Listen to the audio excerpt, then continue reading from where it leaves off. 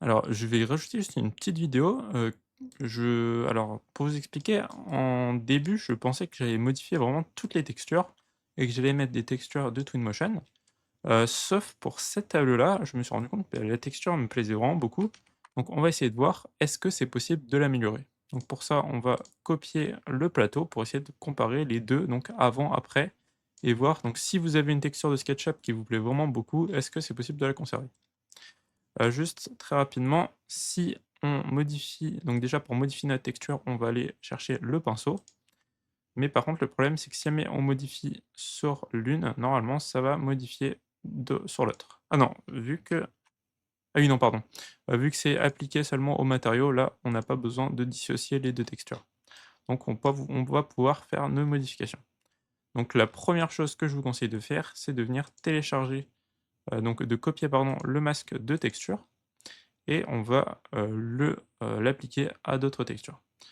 Donc on va se rendre dans rugosité, on va venir le coller et là on va diminuer la rugosité pour avoir, un effet un peu de transparence au bout et de reflet de la lumière.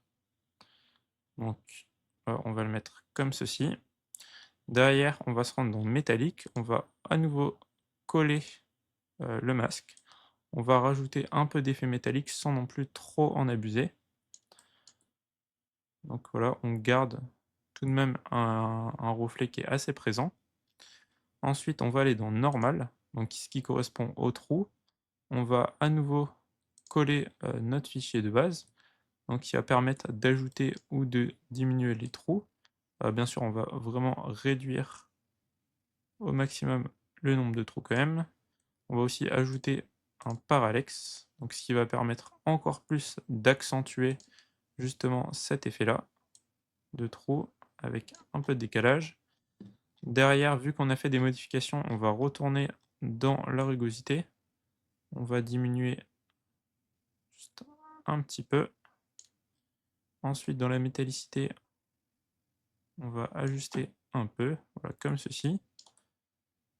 Et donc là, alors on a peut-être un peu forcé sur le normal. Voilà, on va diminuer le normal, on va réaugmenter un peu la rugosité.